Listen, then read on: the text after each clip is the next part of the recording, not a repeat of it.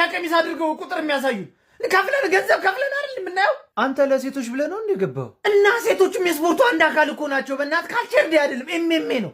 እኛ ጋር እኔ ማዘጋጀውን ሲሆን በእናት ባየው ባለፈው ነበር ካደለ በወደቁ መላእክትና ባጋንንት መካከል የነበረው ኤምኤምኤ እንዴት ያበደ እንደነበር እኔ አላየውም። ዳሪ አይ ሄት ቫዮለንስ ኖ ዳዳይ አረ ሞጋት ነበር። አንተንስ አንድ ቀን መምጣት አይቀር ምጋብዛለሁ። በተቺኮቹ ያብዱ ሞይታ ይላል።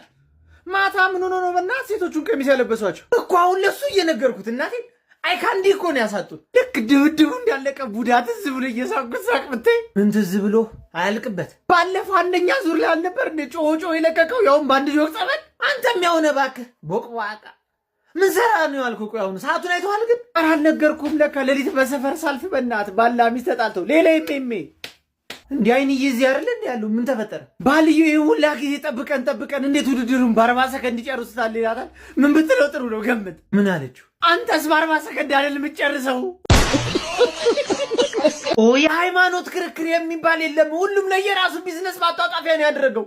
እንዳለ አሸነፍን እኮ ነው የሚለው። እስኪ አንድ ሰው ተማርን የሚላለ ቶ መማሩን ቶ አንድ ሰው እስኪ የክርክሩ ርዕስ ምንድን ነው ብለህ ጠይቅ። አንድ ሰው አይመልስም። እሺ አንተ በአንተ አይን ማን ነው አሸናፊው? እኔ በእኔ አይን ቴሌ ነው አሸናፊው። ብዙ ዳታ ጥቅል ተገዝቶለታል። ስንትና ስንት ዓመት ያስቆጠሩ ሃይማኖቶች በአንድ ሰዓት ውይይት አሸናፊ ትላለህ? አያስጠላም? ባክን ያልስማማም። ለምሳሌ በአንድ ሰዓትም ጨረስክ፣ በአንድ ደቂቃም ጨረስክ፣ ዋናው ማርገዟ ነው።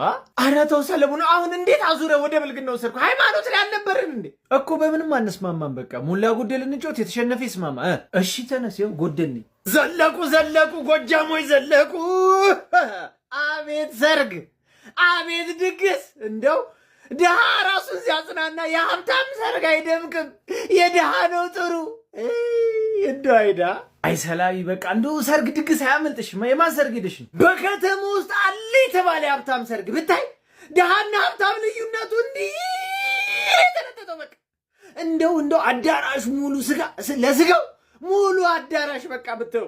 እኔ የገረመኝ ቄሶች ይባርኩታል። ወዴት ነው የሚባርኩት? ብዙ እኮ ነው በጣም። ምን ያረጋችሁ ነው?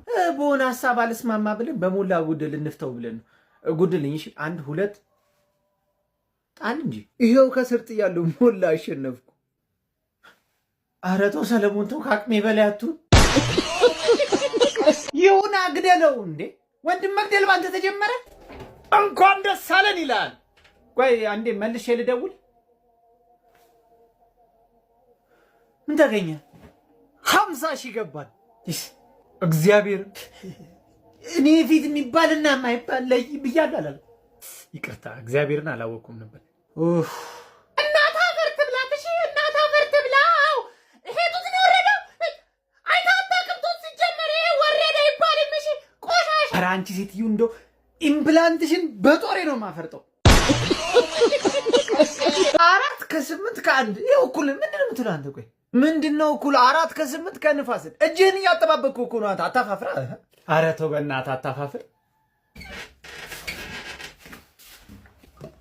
ኧረ ዘይታችን አለቀ፣ ይገዛ በእናታችሁ። አንተ ሰላቢ እዚህ ቤት አትምጣ። አንተ ለምንድን ነው አባት ጠርተህ ቤቱን ጸበል ማታስረጨው? እኔ እኮ ሰለቸኝ የምር። ይጠፋል ግን በጸበል እርግጠኛ ነህ?